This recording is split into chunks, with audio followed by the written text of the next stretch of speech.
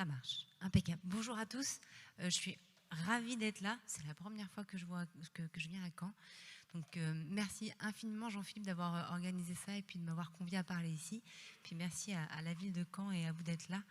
Et je vais vous parler aujourd'hui donc de la gestion de l'enfant qui a ingéré un corps étranger.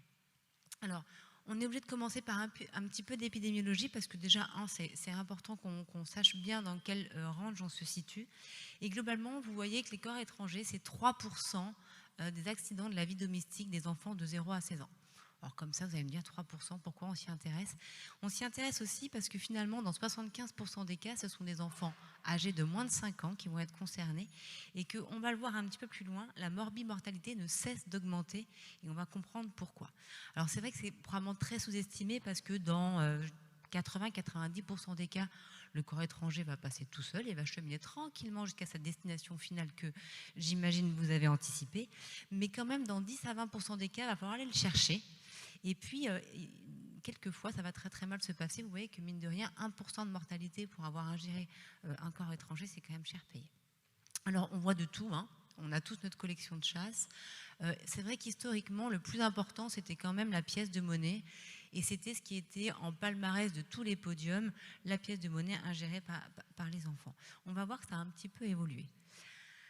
Ça a évolué, regardez ici cette très belle série, là on a 10 ans, c'est une série qui est américaine et on voit qu'on a 40 000 cas par an, mine de rien. Et on voit aussi surtout que si les pièces sont clairement concernées, regardez la cinétique de la courbe rouge qui est l'ingestion de piles. C'est fois 150 sur les 20 ans d'analyse, donc c'est assez alarmant je dirais. Et si on regarde cette enquête française, pour le coup d'une région qu'on connaît bien, qui était la région de l'Île-de-France, ça a été fait sur 6 mois. Donc c'est quelque chose qui est assez rentable, je trouve. C'est-à-dire qu'on pose une question, on a la réponse assez rapidement. Et ici, on voit que dans 70% des cas, l'endoscopie était demandée pour une ingestion de corps étranger. C'était en gros les appels pour endoscopie urgente. Hein. Et regardez comment ça se répartit. On n'est plus tout à fait dans le même range, puisque là, on a dans 25% des cas, donc dans un quart des cas, l'ingestion de piles qui est concernée. Alors, on va parler de généralité sur les corps étrangers et finalement, de quoi va dépendre la symptomatologie du corps étranger. Bien évidemment, vous l'avez tout de suite anticipé, de l'âge, des antécédents, de la taille et de la localisation du corps étranger. La localisation, ce n'est pas anodin, parce que comme vous pouvez l'imaginer, ça va engendrer un petit peu les conséquences de la présence du corps étranger, mais également la façon dont on va pouvoir aller le chercher. Donc, le plus souvent, le corps étranger se retrouve dans l'estomac, et c'est très bien ainsi, mais quelquefois, il va se retrouver bloqué au niveau de l'oropharynx ou au niveau de l'œsophage, et là, on peut avoir des situations qui sont un petit peu plus complexes. Mais globalement, dans 50% des cas, les enfants sont strictement asymptomatiques, et lorsqu'on a une symptomatologie, le plus souvent, elle est assez parlante, avec un enfant qui peut présenter une intolérance alimentaire, une dysphagie, des troubles de la déglutition, ou en tout cas avec une déglutition incessante, voire même lorsqu'on a un blocage œsophagien complet, et bien tout simplement une hypersialurie avec des enfants qui ne peuvent pas gérer leur salive et qui hypersalivent. Alors, où est-ce que ça se bloque? On l'a vu, le plus souvent ça tombe dans l'estomac, mais parfois pas tout à fait. Et là où ça peut devenir vraiment très dangereux, hein, c'est lorsqu'on a des blocages, notamment au niveau du sinus piriforme. Hein. Le sinus piriforme, c'est ce qui va entourer le plan glottique. Et vous imaginez qu'un corps étranger qui se bloque là, s'il migre un petit peu, ça peut être extrêmement dangereux. Et puis, au niveau digestif, du coup, on a les blocages au niveau œsophagien qui vont concerner 3 zones anatomiques. La première zone, c'est la bouche œsophagienne qui est en regard du muscle cricopharyngien. Ici, parfois, on a des corps étrangers qui peuvent se bloquer. Le second site de blocage au niveau de l'œsophage, c'est en regard de la crosse aortique, c'est ce qu'on appelle l'empreinte aortique, et c'est au niveau environ de la 4e vertèbre thoracique. Et le dernier site de blocage anatomique qu'on retrouve au niveau de l'œsophage, c'est au niveau du sphincter œsophagien inférieur en regard de T10. Si on continue à dérouler notre tube digestif, on va avoir l'estomac, on a le fond gastrique qui peut être concerné, et puis surtout le pylore. Le pylore, il va être important parce que on sait, a priori, que chez l'enfant, un corps étranger qui fait plus de 20 mm d'épaisseur ou de diamètre va probablement avoir beaucoup de mal à passer le pylore et donc il va falloir aller le chercher. Pareil, si on a un corps étranger qui est trop long, 3 cm chez le nourrisson, 6 chez l'enfant, alors c'est enfin, c'est un petit peu comme ça approximatif. Mais clairement, la barrette, la classique barrette qui fait 3, 4, 5, 6 cm, généralement, elle a beaucoup de mal à passer, même si elle n'est pas très épaisse.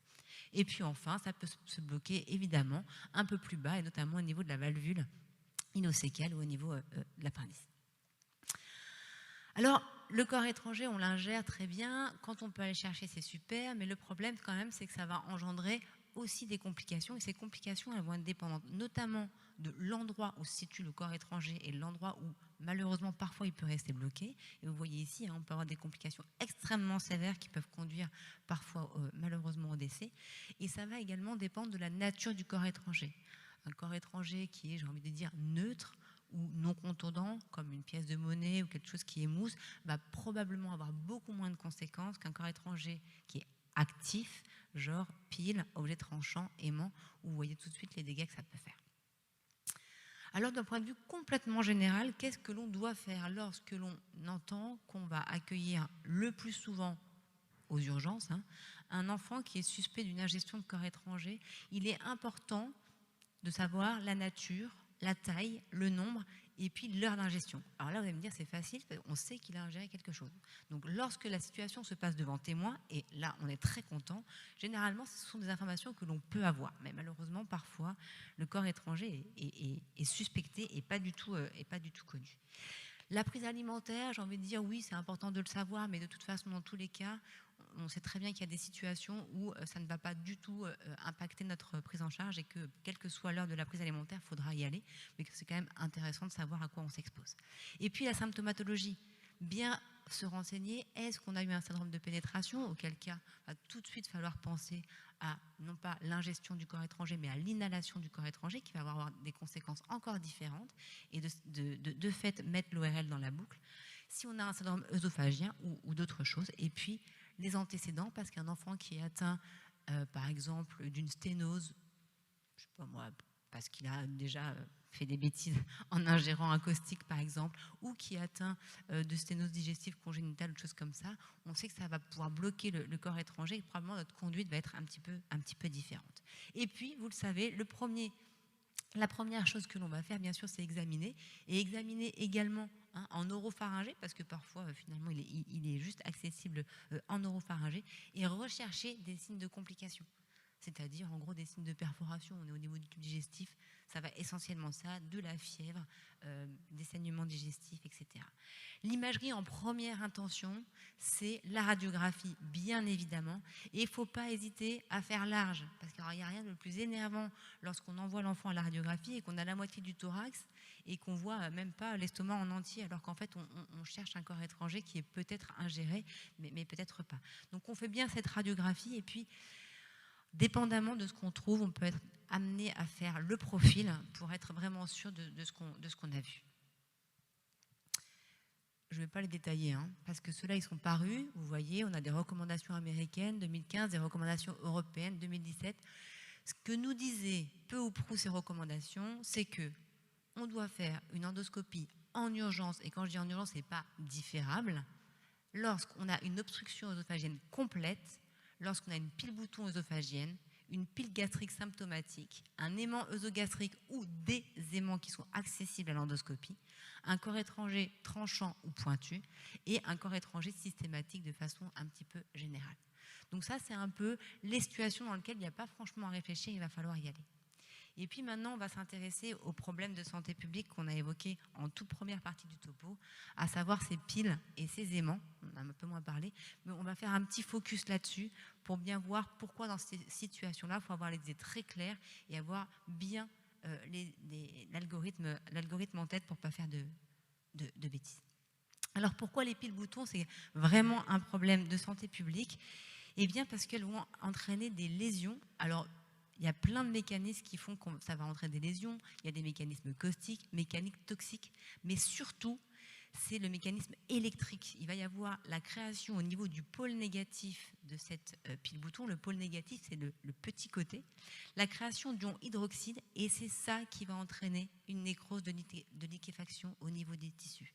Et le problème de cette nécrose de liquéfaction, c'est qu'elle commence, puis même une fois que vous avez enlevé la pile, eh ben, elle continue. Et c'est là où il y a tout le problème de ces piles boutons. Alors les plus dangereuses, c'est les plus grosses, c'est les plus voltées, c'est celles qui vont être le plus actives au niveau de la production d'ion hydroxyde, et c'est celles-là qui sont à l'origine des plus fortes et des plus graves complications qu'on retrouve dans les séries d'ingestion de piles boutons.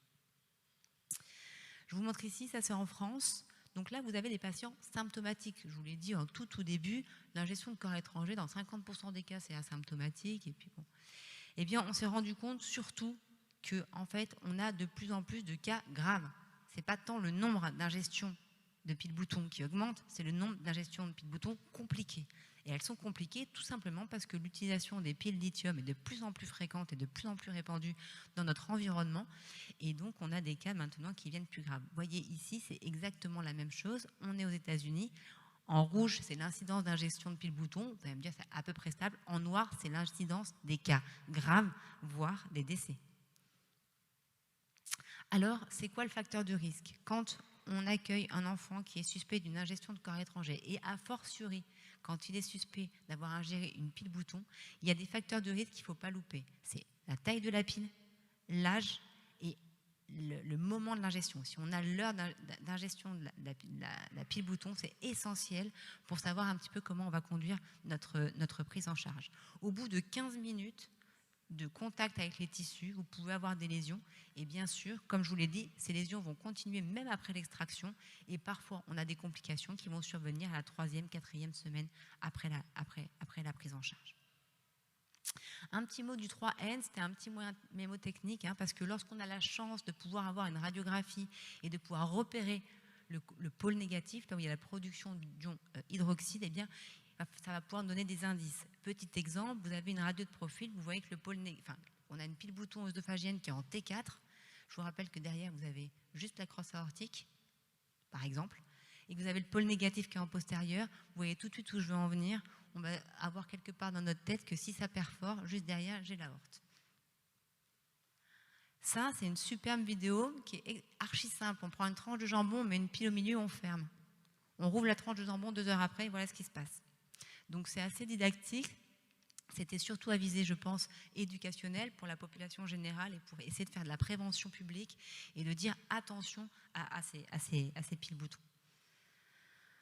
Alors comment est-ce qu'on peut prévenir la lésion? Parce qu'une fois que l'enfant a ingéré sa pile bouton, parce qu'on n'a pas été capable de protéger l'enfant de son environnement, ou parce qu'il a été un petit peu coquin, surtout, le plus souvent, est-ce qu'une fois qu'il a ingéré, je peux faire quelque chose pour essayer d'arrêter ces lésions qui sont en train de se former et de continuer? Eh bien, dans cette série, qui est une série animale qui a été faite sur, je ne sais plus exactement quel animal, je crois que c'était des chèvres, eh bien, on a mis les tissus qui avaient été exposés aux ions hydroxydes en présence de sérum salé, physiologique ou pas, peu importe, de miel et de sucre alphate. Le sucre alphate, pour information, c'est ce qu'on donne quand on a des ulcères gastriques, mais surtout quand on a des ulcères duodénaux avec des remontées de bile, tout ça. Donc c'est quelque chose qui est quand même assez puissant. Et vous le voyez, eh bien, lorsque l'on met du miel, en présence de miel, la profondeur des lésions et l'extension des lésions était diminuée par rapport au sel. Et ça a quand même conduit, alors que vous voyez que le niveau de preuve est quand même, somme toute, assez restreint. On est sur une étude animale, sur quelques... Voilà. Et on a quand même des recos, au moins le Poison Control Center d'Amérique a dit, effectivement, si vous avez un enfant qui est là-haut dans la montagne et qui va mettre 3 heures à arriver, s'il a plus d'1 an, si l'ingestion est de moins de 12 heures, pourquoi moins de 12 heures? Pour la bonne et simple raison, c'est qu'on sait que le risque de perforation, il est quand même très très majoré au-delà de 12 heures.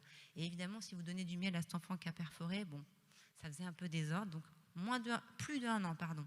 Moins de 12 heures, il faut donner du miel. Et ça, du miel, on en trouve à peu près partout en France et ailleurs d'ailleurs. Donc ça peut éviter d'avoir des lésions qui s'étendent. Alors, on a des recommandations 2020, ça c'est des recommandations européennes et américaines des sociétés de gastro et des pathologies pédiatriques. Vous voyez, le miel est introduit, malgré le niveau de preuve dont je vous ai parlé, mais il y avait aussi quelque chose qui avait été introduit et qui était peut-être un petit peu novateur, et malheureusement qui a dû être introduit du fait du nombre de cas graves qu'on avait après les ingestions de piles boutons, c'est la notion de scanner. Avant, corps étranger, pile bouton, on partait à l'endoscopie sans réfléchir. Maintenant, il va falloir peut-être juste se poser une ou deux questions avant de foncer tête baissée. Pareil, des recommandations européennes 1 an plus tard qui ont été refaites. Vous voyez qu'ici aussi, le miel a été introduit, mine de rien, même si les forces de preuve sont réduites.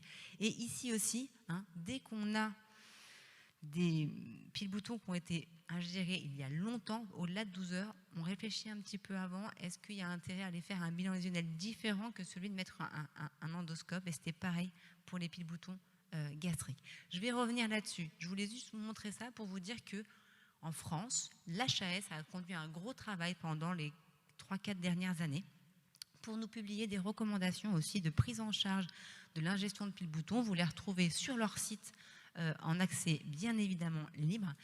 Et la question qui nous avait été posée à ce moment-là, c'est d'essayer de répondre à est-ce que je dois faire l'endoscopie? Si je dois la faire, quand est-ce que je dois la faire? Et une fois que j'ai fait mon bilan lésionnel, comment je surveille l'enfant? En gros, c'était la réponse. Et j'ai essayé de vous faire une compile de ces recommandations européennes et de ces recommandations françaises, parce qu'il y a des petites nuances entre les deux, et parfois d'aller lire les argumentaires en entier, ben, on ne le fait pas, on prend l'algorithme, et puis voilà. Et il y a des petites subtilités.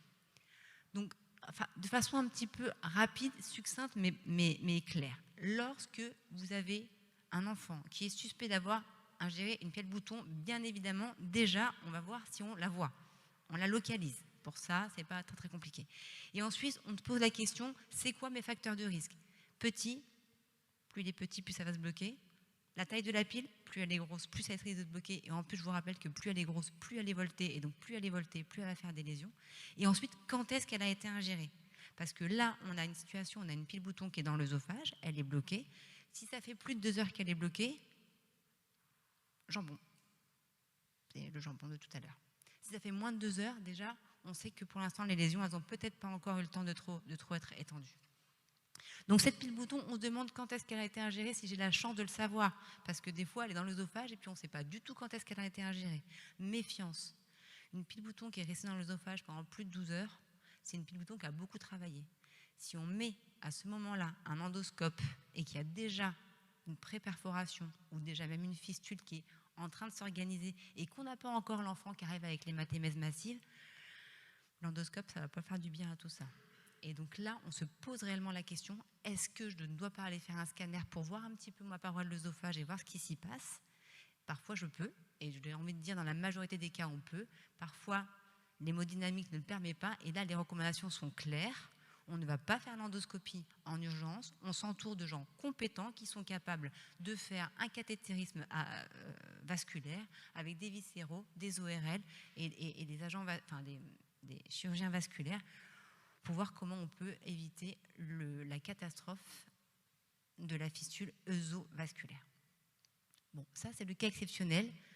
C'est fait exprès qu'on l'appuie un petit peu fort parce que l'endoscope qui rentre et puis qui fait tout exploser parce qu'on n'a pas pensé qu'effectivement la pile était vieillie, voilà, c'est comme ça qu'il y a un nombre important d'enfants, enfin, pas important, mais à chaque fois qu'il y a une complication œsovasculaire, de toute façon, le pronostic est extrêmement mauvais. Mais bon, maintenant qu'on le sait, peut-être qu'on peut faire différemment. Donc on oublie ça et on passe au cas le plus fréquent. Le plus fréquent, c'est en gros, l'enfant il arrive, il a mangé la pièce devant mamie, on sait très bien quand est-ce qu'il a mangé, en plus on connaît la taille de la pièce, et donc on va à l'endoscopie directement. Hein. Là, l'endoscopie, c'est dans les 2 heures. Peu importe le statut de l'enfant, est-ce qu'il a mangé, pas mangé, hein.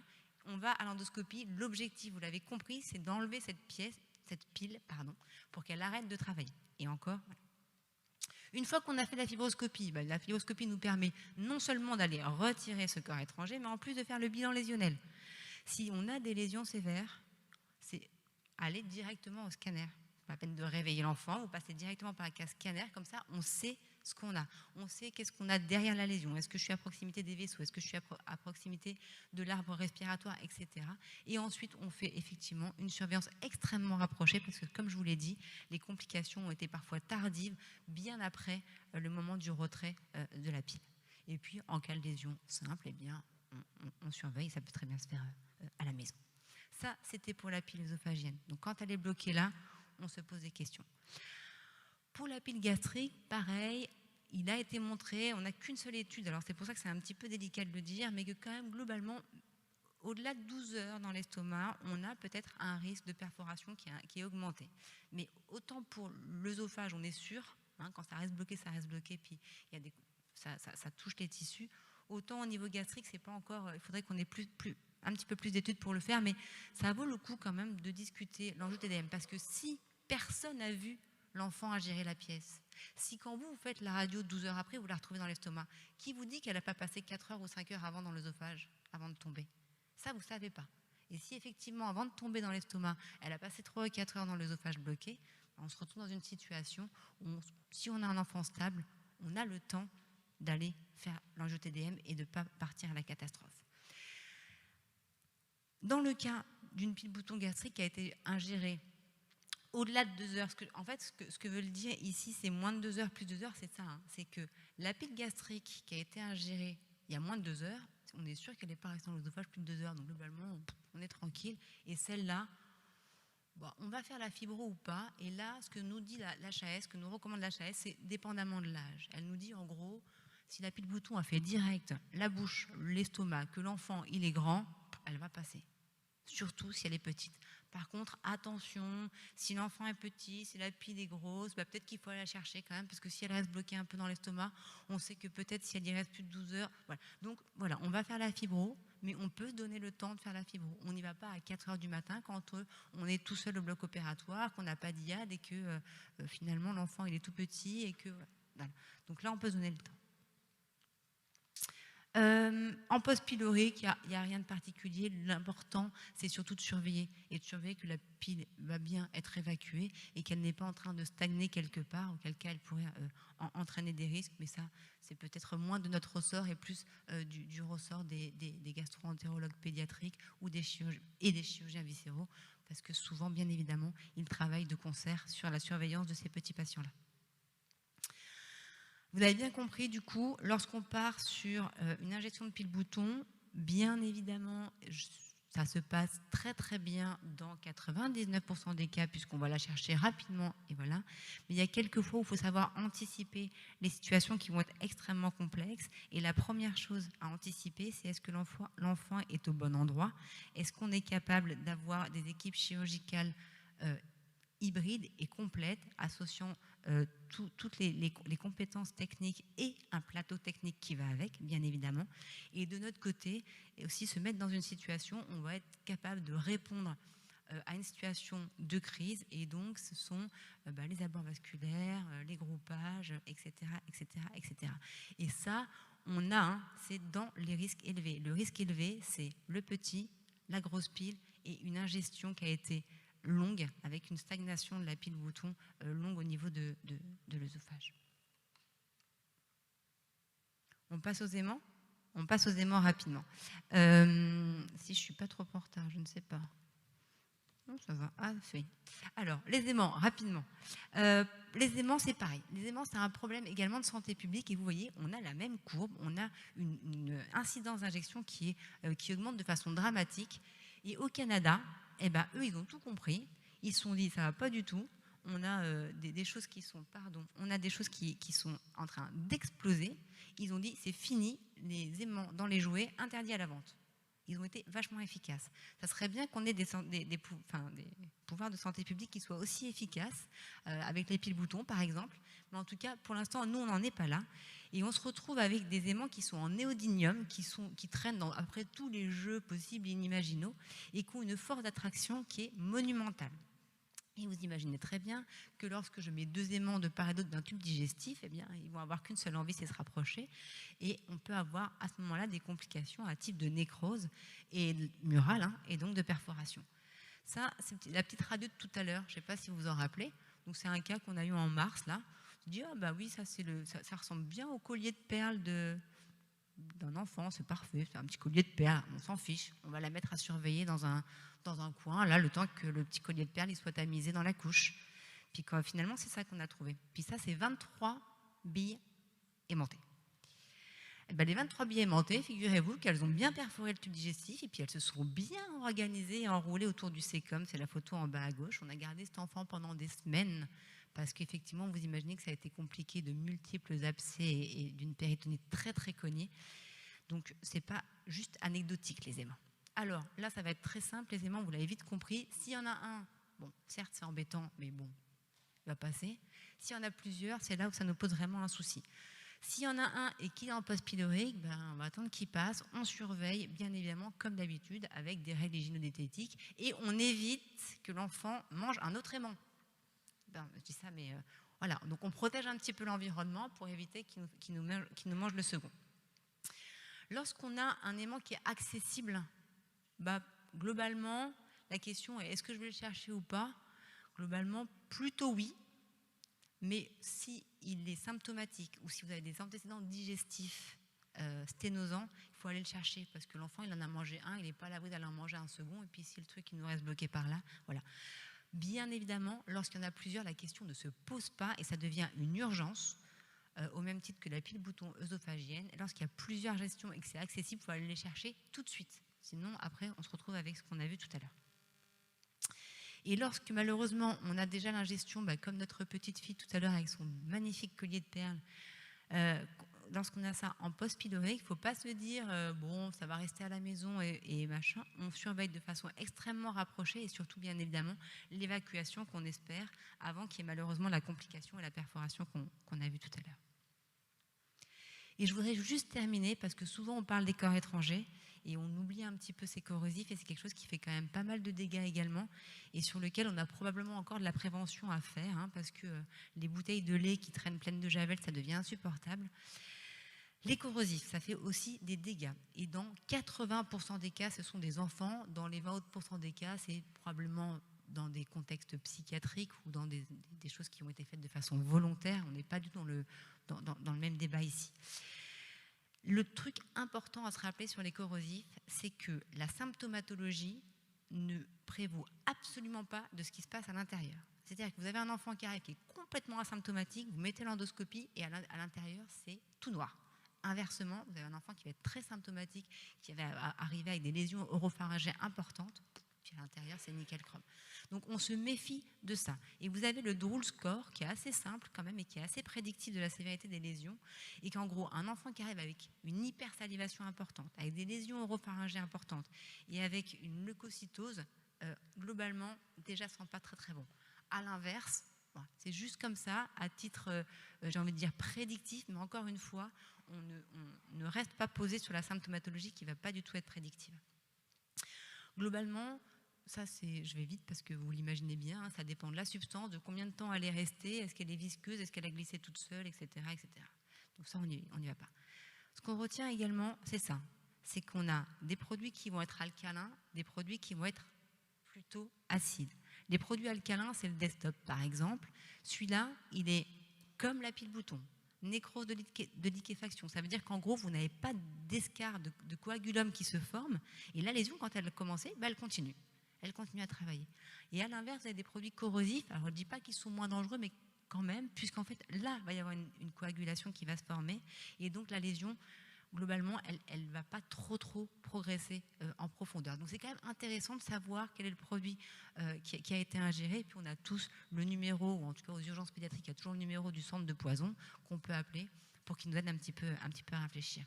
Et vous voyez en bas que, mine de rien, l'incidence de carcinome œsophagien lorsqu'il y a une ingestion de caustique, elle est multipliée par 1000, c'est quand même pas anodin, et que 3% des carcinomes de l'œsophage ont dans leur histoire une ingestion de caustique. Donc c'est quand même pas complètement anodin.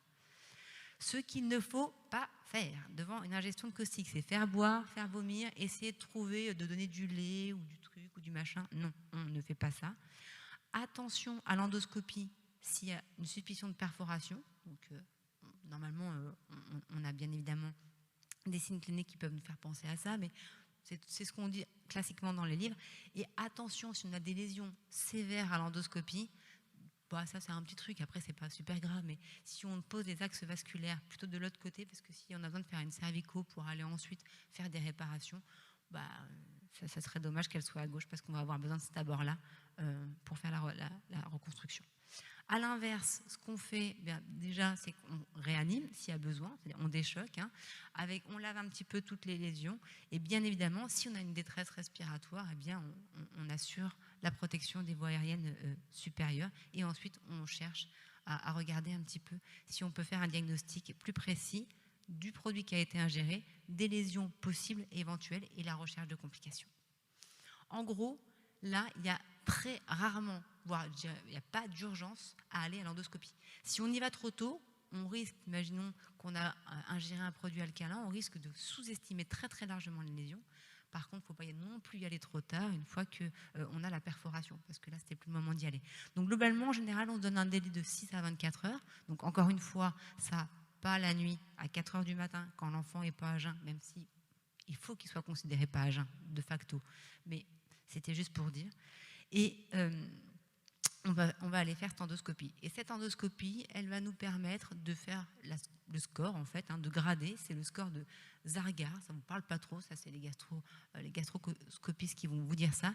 Mais ça va changer un petit peu toute la prise en charge, en fait, parce qu'en fonction du score et donc des lésions qui sont retrouvées, eh bien, où on envoie l'enfant à la maison avec un IPP éventuellement pendant 24 heures et encore pas toujours, ou alors c'est un enfant qui va se retrouver hospitalisé sous antibiotiques avec une alimentation parentérale stricte pendant parfois plusieurs semaines. Les corticostéroïdes, c'est un débat. Voilà, je ne sais pas si c'est encore tranché, peut-être qu'on pourra en discuter après, mais c'est vrai que d'un côté, on a envie que ça diminue le risque de sténose, hein, puisque le gros risque, vous l'avez bien compris, dans ces injections de caustiques, c'est la sténose qui va survenir tardivement. Et d'un autre côté, on n'a pas du tout envie que ça favorise la perforation digestive. Donc voilà, donc ça c'est toujours une discussion à avoir. Globalement, j'en ai fini, j'espère que je n'ai pas été trop longue sur ces ingestions de corps étrangers, en vous disant quand même que vous l'avez bien compris, c'est un réel problème de santé publique, ces corps étrangers, et que globalement, un corps étranger, on considère que l'estomac est plein et on intube. Je dis ça, après, quand on en a la pratique, dépendamment du corps étranger, tout peut se discuter. Mais globalement, on ne sait jamais trop sur quoi on va tomber. Donc il faut quand même être un petit peu systématique et parfois ne pas trop chercher à se poser des questions dans ce genre de situation. Vous l'avez compris, pour les corrosifs, l'endoscopie diagnostique, elle n'est pas urgente. Il faut savoir attendre, parce que sinon, on va aller trop tôt. Et lorsque vous avez un corps étranger qui est au niveau digestif, je vous ai remis ici, hein, globalement, vous avez des situations où c'est 2 heures, et c'est dans les 2 heures. Alors, il faut faire au mieux, hein, bien sûr. Si l'enfant est à l'autre bout du département, c'est pas toujours évident. Et puis, vous avez des situations dans lesquelles vous pouvez attendre. Et même, j'ai envie de dire, c'est de votre devoir de ne pas précipiter les choses pour aller faire un geste dans une situation qui n'est pas optimale, c'est-à-dire avec un opérateur qui n'a jamais fait ça, ou l'opérateur adulte parce que le pédiatre n'est pas encore arrivé, etc., etc., etc.